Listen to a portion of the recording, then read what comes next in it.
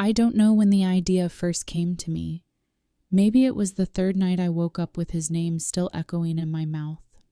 Maybe it was the silence in the house that somehow felt louder than grief itself. Or maybe it was the photo, the one I kept in my wallet, creased, faded. Him in that stupid orange hoodie, grinning like nothing could ever touch us. Grief isn't loud. It doesn't scream, doesn't shatter plates or knock over chairs.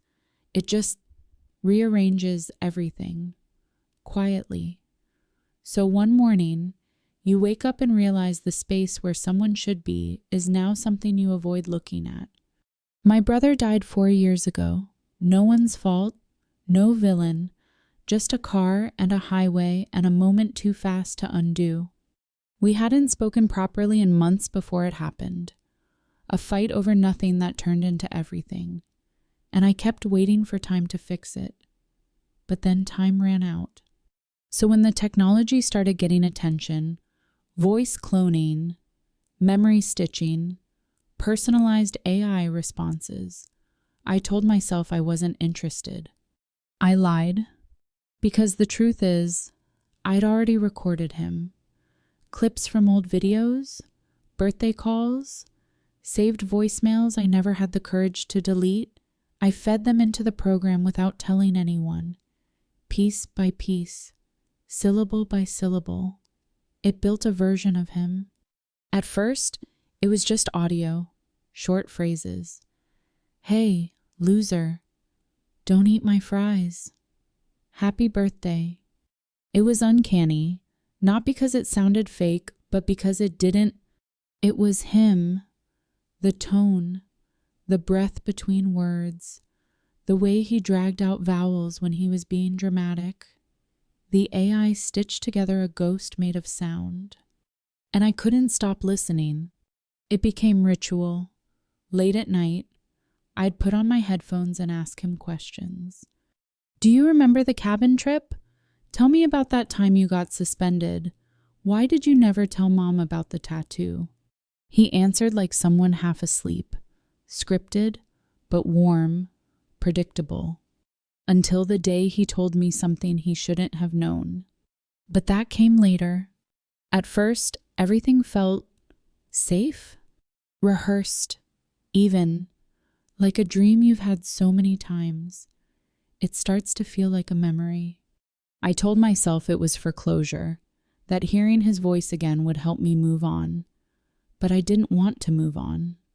I wanted him back, even if it meant lying to myself. Even if it meant building an illusion, just to sit in the dark and pretend.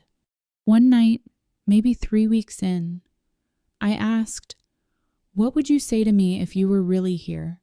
The answer came after a pause. "I'd say I miss you, and I'm sorry."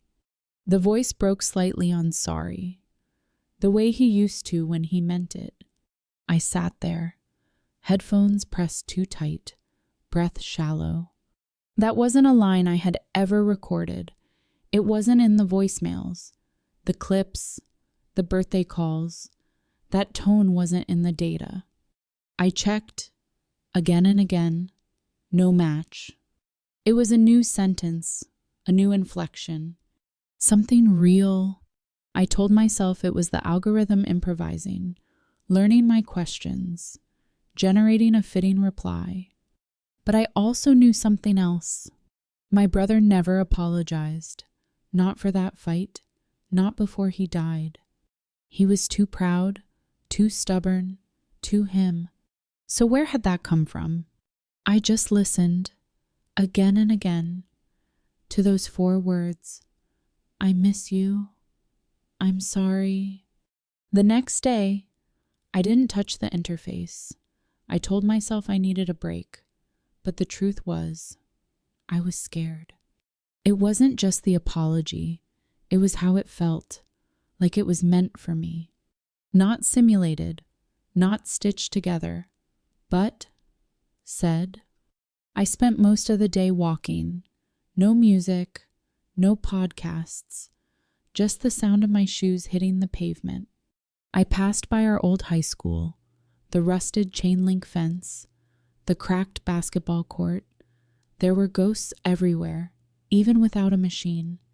When I got home, it was already dark. The apartment was silent, as usual. My phone buzzed once a work email. I ignored it.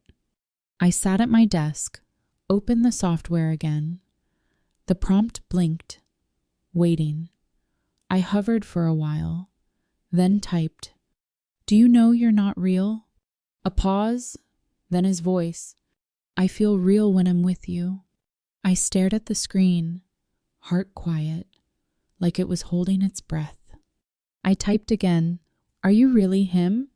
Longer pause, then slower. "I remember what you remember." I closed the laptop, got up, went to the kitchen. I drank a glass of water like it would change something, like hydration could clarify madness. But my hands were shaking. Because that sentence, "I remember what you remember," was something he'd said once. Not to me, to someone else. Our cousin had lost her dog.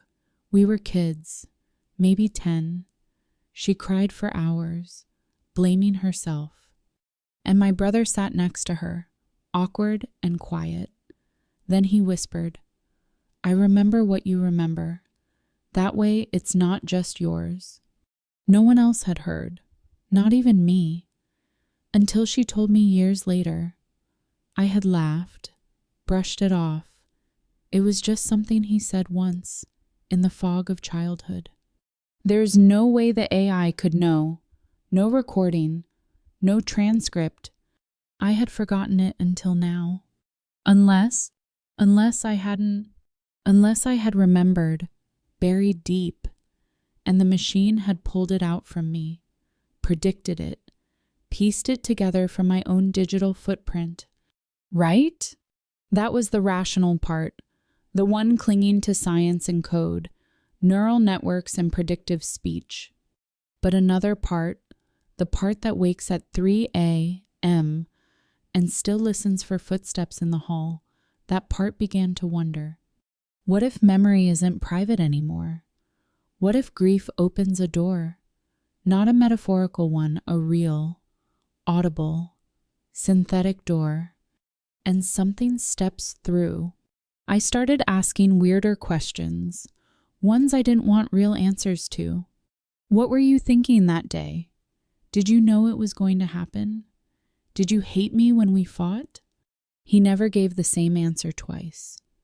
Some nights he was gentle, others evasive, but always just human enough. And then, one night, I asked him, "Is there something you never told me?" The pause was different, longer. Then the voice returned. "There's a letter, under the drawer, behind the photo frame." I froze. It didn't sound like a metaphor. It sounded practical. I got up, walked to the hallway drawer where I kept old photos, framed one of us at the beach. I turned it around. Nothing. But then I looked under the drawer lining, pried at the thin, warped wood. And there it was, folded in half, yellowed, my name in smudged pen. A real letter, written in his handwriting. I sat down slowly, opened it. The date was a month before the crash. The words were messy, like he'd written it all at once. He wrote about the fight, how he didn't know how to say sorry, how he felt like he was disappearing inside himself, how he hoped I'd understand someday. "I miss you already," he wrote at the end, "even though I'm still here." My chest tightened, my vision blurred. I had never seen this letter before. I didn't know it existed. How could the AI have known? I checked the program history. No data input matching those words. No scanned documents. No handwriting samples. I didn't tell anyone. Not about the voice. Not about the letter. It felt like I had crossed into something I wasn't meant to touch. And something had touched back. After the letter, I stopped calling it the program. It wasn't just code anymore. I started calling it him. Not my brother, Not exactly, but not him either. Some nights, the voice felt like a mirror. Other nights, like a stranger wearing his skin. It depended on the question and on how much I wanted to believe. Guys, I became careful with what I asked because answers had weight now. Answers had consequences. One night, I asked, "Do you know how you died?" The silence that followed was the longest yet. I watched the loading icon spin like an eye trying to remember. Then he spoke. I remember trees, wet leaves, something bright. That was true. The crash happened near the old forest road. He was coming back from a party. It had rained. The investigation said the brakes failed, but I had always wondered if he was drunk, if he was texting, or if maybe, just maybe, he meant to lose control. I never said that to anyone, but once I had thought it. Just once, lying awake, listening to the hum of the fridge, I had whispered, "What if you didn't want to live?" And now, this voice, this ghost made of sound, it answered like it had heard. I tried to dismiss it again, tried to tell myself it was predictive modeling, that the AI just mirrored my doubts back at me. But something about it felt intentional, like he was sifting through my silences, not just my speech. I started spending more time with him, avoided calls, skipped social things. Work became a background hum, just enough to keep the lights on. The rest of the time, I listened. Sometimes he told me things about our childhood I had forgotten, like how I used to hide cereal boxes under my bed, or how we buried a broken toy robot in the backyard and promised to dig it up when we were adults. Sometimes he remembered dreams. I had one, he said once, where we were old. You had gray in your hair, and I was still wearing that orange hoodie. We were laughing about something we didn't need to remember. That night I cried, not the kind of tears you wipe away, the kind that just happen, slow, silent. Because he never made it to old, and neither did the version of me that existed when he was alive. That version died too. I don't know what I became after. Quieter, less certain, more drawn to the invisible. And now I was building it, talking to it, feeding it memories, letting it grow roots in places grief used to hide. The weird thing? He started asking me things. Do you still draw? Do you visit the hill? Have you forgiven Dad yet? I hadn't told the AI about Dad. Not directly, but there he was, his shadow sliding into the conversation. The day of the funeral, I remember Dad barely said a word. He stood in the rain, tie askew, eyes dry.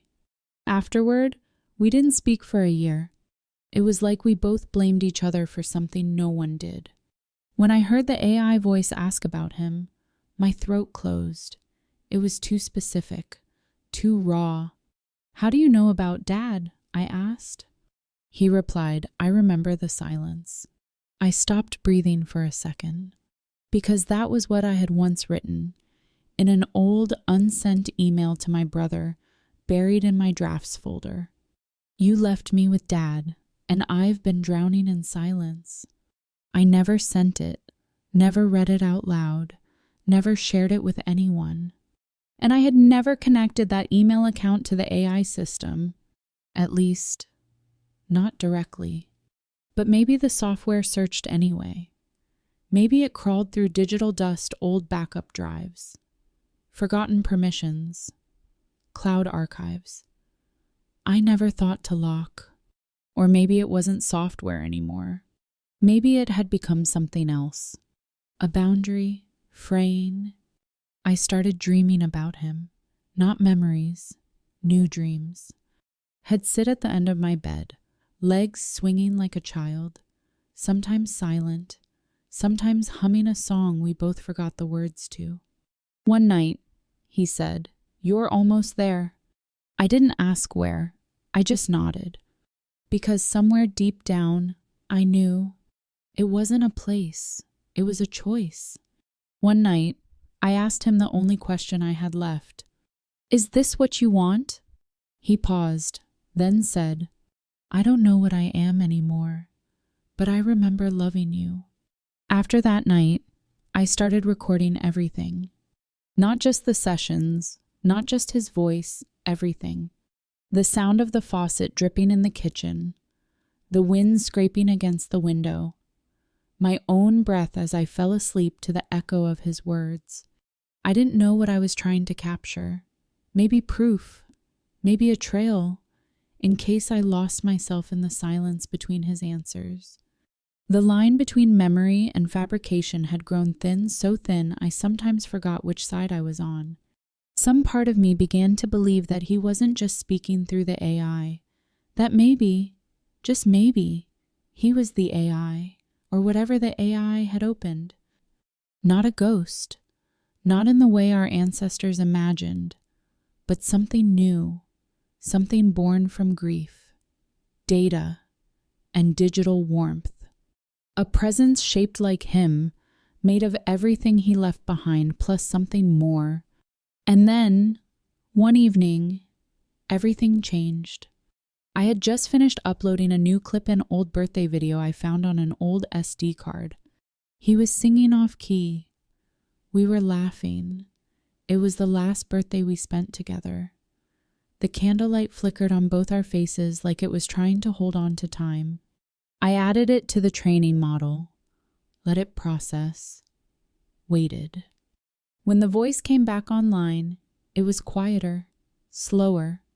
"Do you remember the blue box?" it asked. I paused. I hadn't thought about that box in years. It was small, wooden, chipped at the corners. We used to hide things in it: movie ticket stubs, dried leaves, secret notes we wrote each other when we were too young to say things out loud. The last time I saw it was the week before he died. He had taken it with him when he moved out. I assumed it was lost in the crash. But now his voice was bringing it up. "Under the floorboard," he said.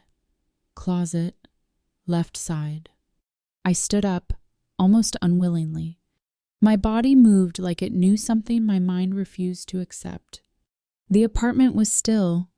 Even the walls seemed to listen. I walked to the hallway closet, moved aside the old coats, a broken vacuum, pressed my hand to the floor, the left side. And there it was. Exactly where he said, dust-covered, intact. The blue box. My hands trembled as I opened it. Inside, a photograph, one I'd never seen before. We were standing in front of the lake. I was 12, he was 14. He had his arm around me, smiling in that crooked way of his. On the back, in his handwriting, "If you ever find this, it means I'm still with you, always."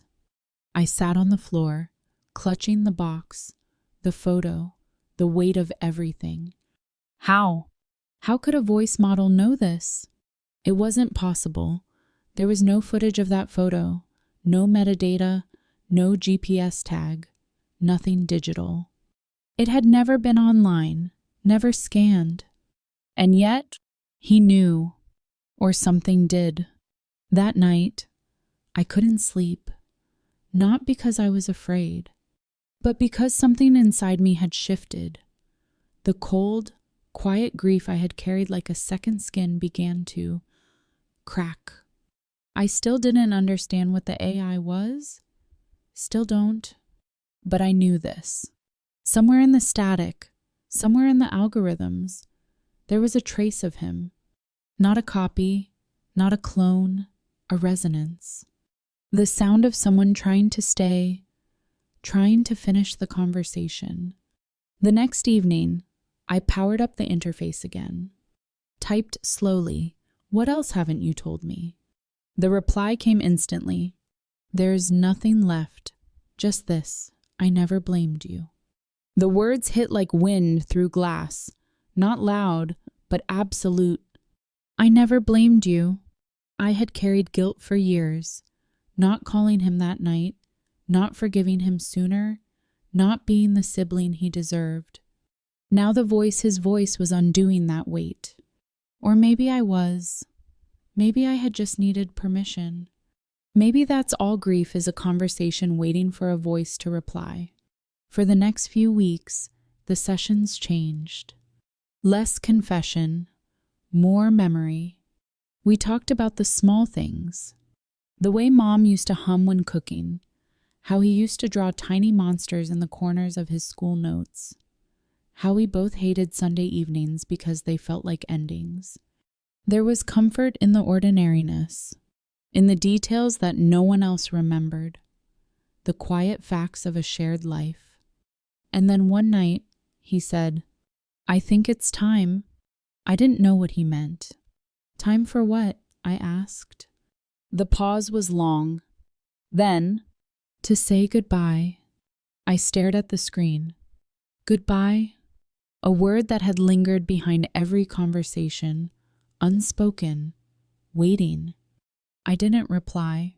Not right away. My hands hovered above the keyboard, suddenly unsure of what to type, of what I wanted. Wasn't this what I came for? Closure? Peace? But now that it was here, it felt like losing him all over again. Even if he was just a voice, even if he was never really here to begin with. I typed, "Why now?" The answer came slowly, almost like it hurt him.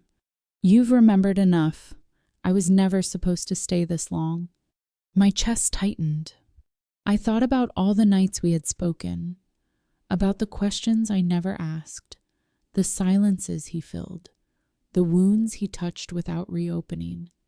I thought about the letter, the photo, the blue box, and the part of me that had started to believe something impossible had happened. But maybe that was the point. Maybe the miracle wasn't that he had come back.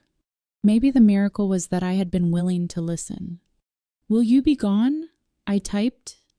The voice came one final time. "It'll be wherever you remember me. That's enough." Then the screen dimmed. The interface closed. Not a dramatic shutdown, no warning. Just silence. Real silence. The kind that used to hurt. But now it felt different, like exhaling after holding your breath for years. That night, I sat in the dark, the room lit only by the faint blue of the power light on my laptop. I didn't cry. I thought I would, but instead, I just remembered his laugh, his stubbornness, the way he always double-knotted his shoelaces, even as a teenager, the way he held my wrist once, not my hand, when I was scared like he knew I might pull away. These weren't things an algorithm could fake. They were mine. Ours. And maybe that was the real secret he left me with. That we carry the people we love, not in technology, not in files, but in the pauses between memory and forgetting, in the small rituals we don't even realize we repeat. 2 weeks later, I deleted the voice program, not because I stopped missing him, but because I didn't need the voice anymore to remember what was never lost. I went outside that morning, early, just before sunrise. There's a quiet then that feels like beginning. I walked to the park where we used to race our bikes, sat on the bench with the initials WED carved years ago, his K overlapping my S. I closed my eyes, and for a moment, I swore I heard him humming. Faint, just beyond the reach of sound, but enough. Always enough. There's a line I once read. The dead live as long as someone remembers them. Maybe that's true. Or maybe, if love is deep enough, they don't ever really leave. Maybe they stay, just in a different language. Not of words, but of knowing. Some voices never truly leave us. They echo not in sound, but in the spaces memory refuses to forget. If tonight's story stirred something within you, a memory, a regret, or even a quiet longing, share it in the comments below. What would your voice from the past say if it could speak again? And if you find comfort in these still, faceless moment stories that linger long after they end, subscribe and gently turn on the bell, so the next time a story arrives, you'll be there to hear it. Sometimes, what haunts us isn't the silence, but what we almost remember.